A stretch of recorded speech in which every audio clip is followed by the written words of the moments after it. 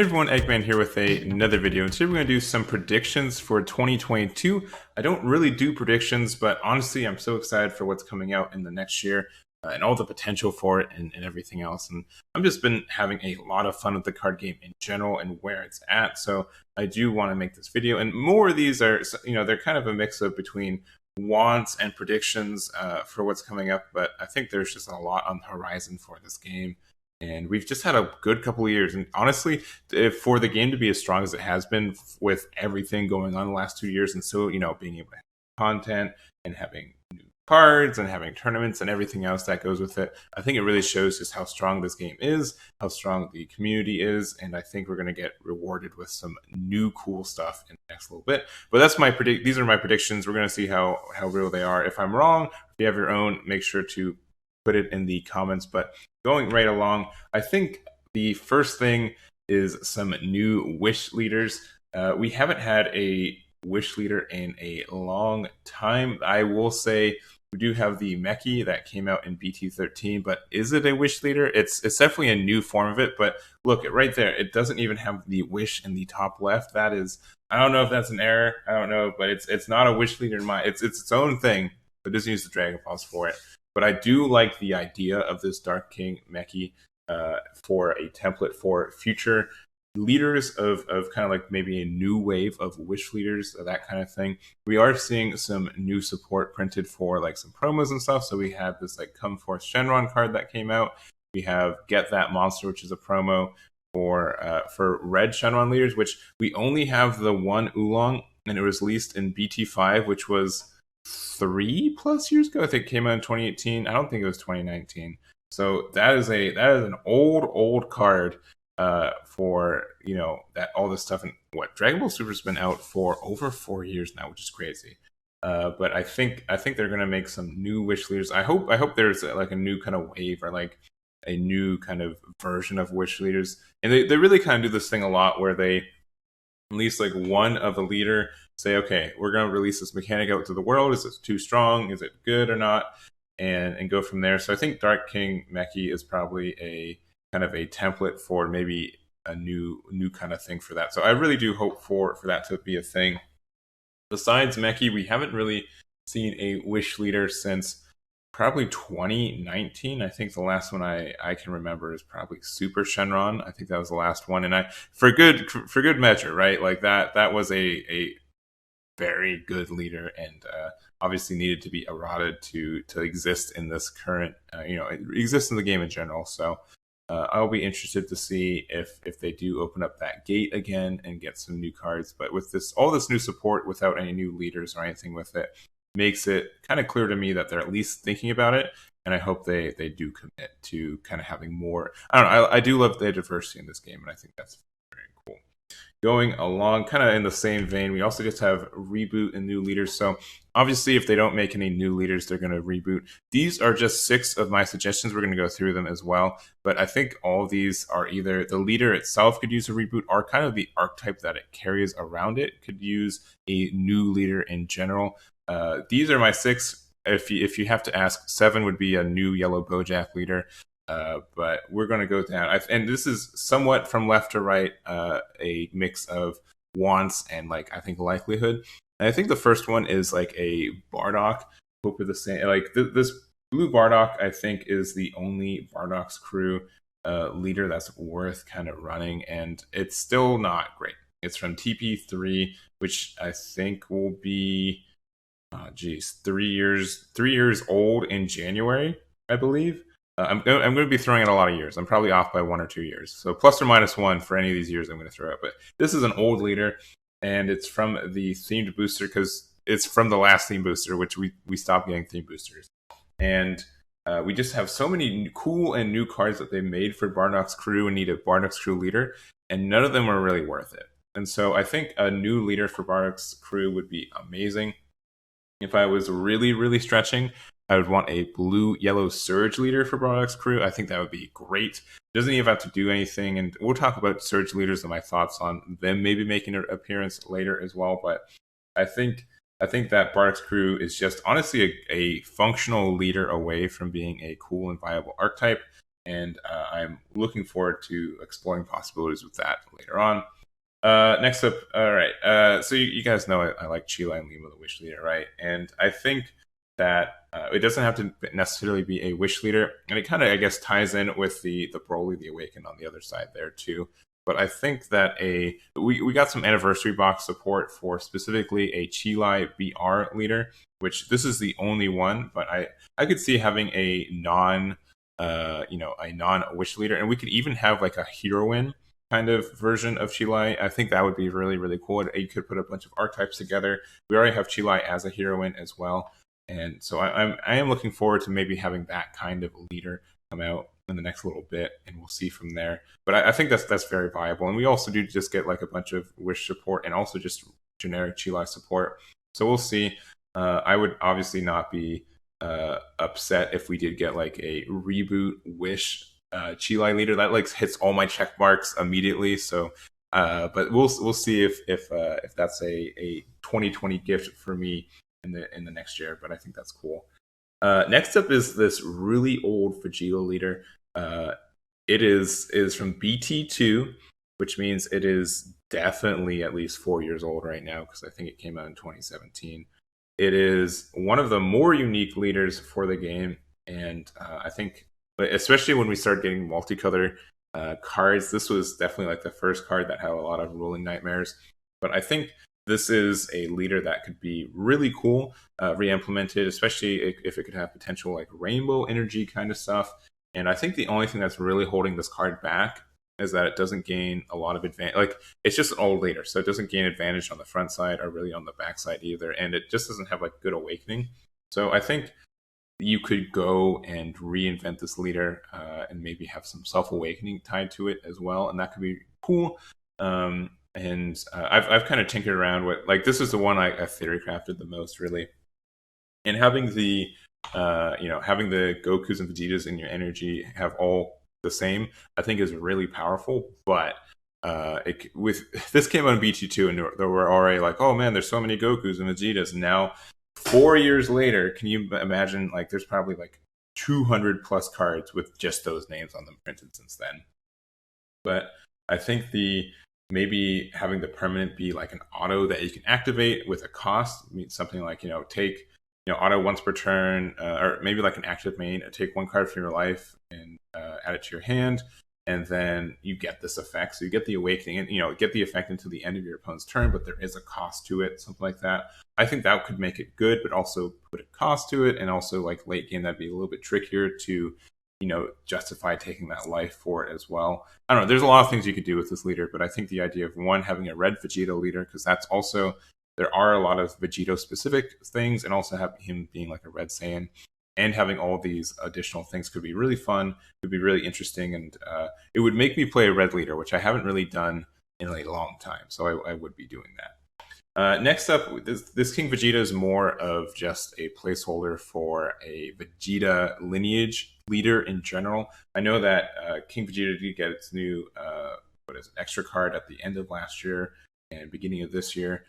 So that it did kind of help it a little bit. I think people started playing the deck again, but I do think that if they're going into Vegeta's lineage as kind of an archetype and as kind of a trait, then I think a Vegeta's lineage leader would be really cool, and that could kind of help out the deck a little bit as well. Because I think it doesn't really have a home, and that's the problem with the deck right now. And honestly, that's the kind of thing with a lot of these decks, is that the archetype around it I think is solid, but it doesn't have a leader to really take advantage of it 100%. So I think that's kind of good. Broly would definitely be kind of a reboot, and I don't know. This is probably one of the hardest sells for here. This leader's been really good, and honestly, right now, as of the end of 2021, yellow is, I think, generically one of the best colors in the game, to the point where like just having Higher Dragon is doesn't help the deck. It doesn't do anything specifically for what a yellow deck is doing besides just getting a lot of card advantage. And previously, Broly was the king at that when this card came out. It was meta viable for I think an entire year, and then it had to get eroded for its changes. And I will say this is not the eroded one, but the active main, once per turn, choose one card from your life, add to your hand, then you choose up to one Broly card in rest mode and change to active mode. I think this I really wanted this to have it so it could be a Broly in your energy as well, just so you'd have to run the cards and everything else. But there might be some cool fun way to reboot it to make it a little bit stronger but not overpowered. We'll see. That's probably going to be a hard thing, especially since we saw what happened to Mecha Frieza as well with that reboot. So this probably won't happen, but this is more, I guess, a good Frieza army leader for all the new stuff we got from the anniversary box. And then lastly, we've got Bonds of Friendship Goku. This card is, I think this came out in 2019, right? 2019. So this card it's going to be 3 years old next year if I'm doing my math right. And it's still such a fun card, such a fun leader. And we've gotten so much generic skillless support in the future. And honestly, I think this leader is still viable, but if there is some way to kind of boost this leader, have some kind of reboot, I think that'd be cool, especially since we do have some like Unison support to it. So maybe there's a way for it to be tied in with Unisons. I don't know. I'm okay with having these leaders that can awaken early with Unisons as well. But it would be interesting to see how this Bonds of Friendship works, because maybe we could have like a Unison that goes with it that has an effect that it combos.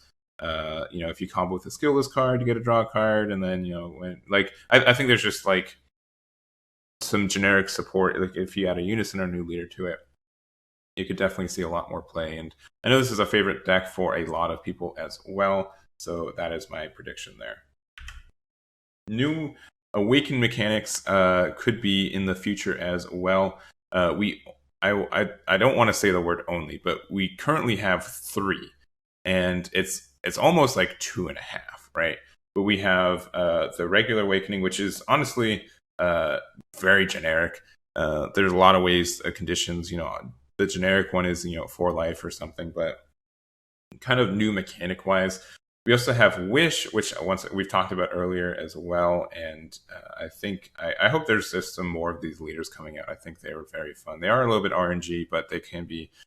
It just spices it up. It feels really fun. Like I was playing some Chilai Wish leaders this year, and most of my opponents were like, I started the match with saying, "Hey, do you know how Wish leaders work?" And they're like, "No, can you please, thank you for asking. No, I do not. Can you please explain how you awaken, how it works?" And so that was really interesting. And so I hope it makes a comeback. And then there's also Awaken Surge. And this is like, I would say percentage wise, like the amount of these kind of leaders that exist to how powerful are is like super duper good. And so I understand why they're very cautious about making a new one. They haven't made a new one since 2019. So it's almost been 2 years since they've made a Surge leader. And, 2020, right? Yeah, 2020, sorry. 2022 will mark 2 years without one. And I think that's understandable because we've gotten 6. Each one of them, besides Kefla, I think, have gotten a top 16 finish. 2 of them have had to get erratas. And one, Cell Surge, I think, has just been meta viable ever since it's existed.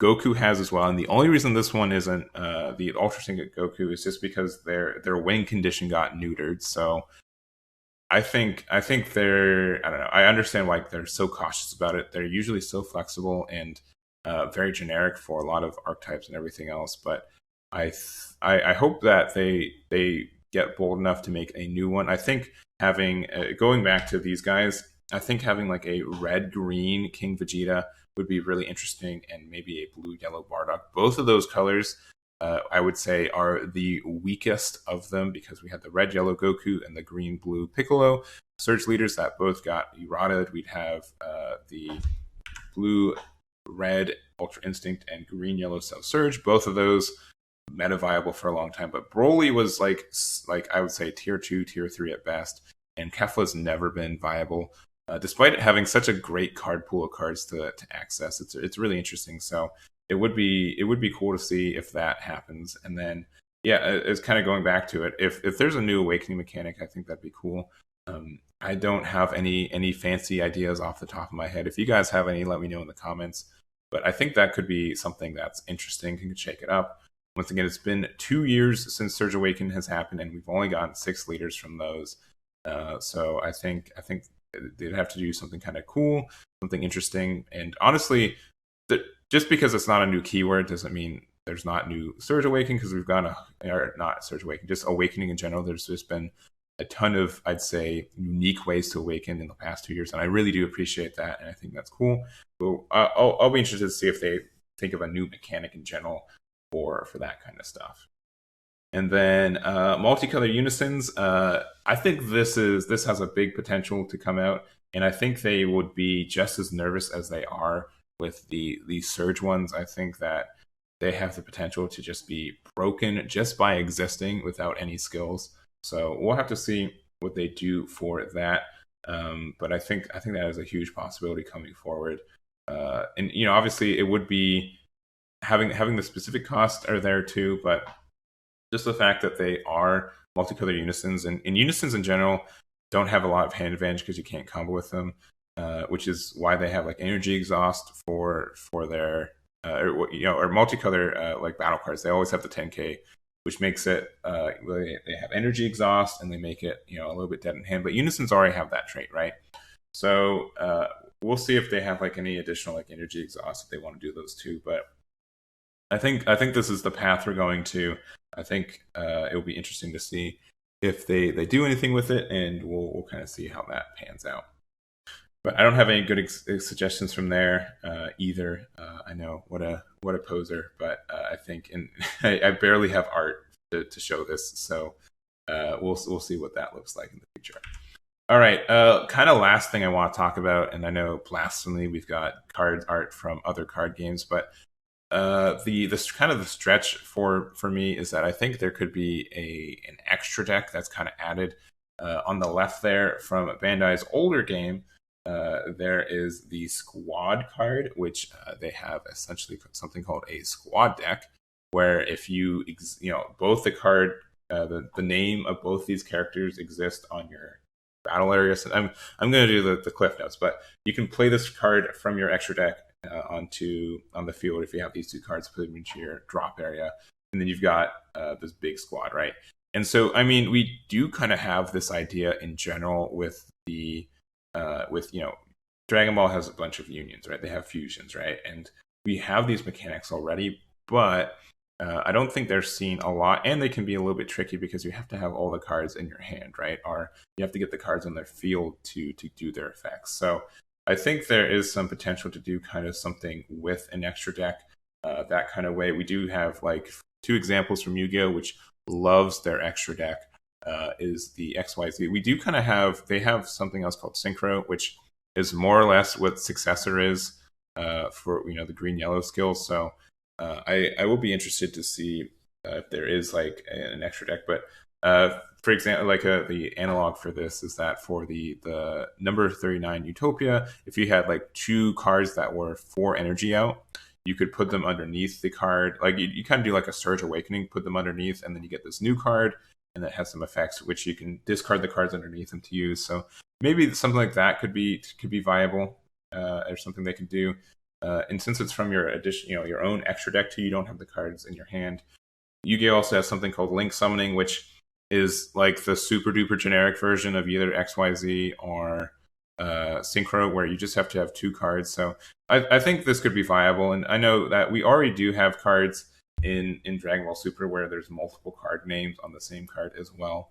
But so that could break those kind of effects either, unless they're moderated. But I think something like this could exist and could add some flavor to the game as well, having just this standby list of cards outside of your main deck where you could access them, and that would also mean that you can have some boss monsters without having worry of either finding them, or more importantly having them just stuck in life where you can't find them, which has been an issue in the past, or it can come up every once in a while. So but that is all I have for you guys today. Thank you guys so much for listening. I hope you enjoyed this content. I know it's more of just discussion and prediction more than kind of analysis, which I normally do. But I am really excited for this next year. I think there's a lot of cool cards that are on the horizon, and I can't wait to see them. So thank you guys so much for watching. Let me know what your own predictions are, and I'll catch you all next time. Damn it.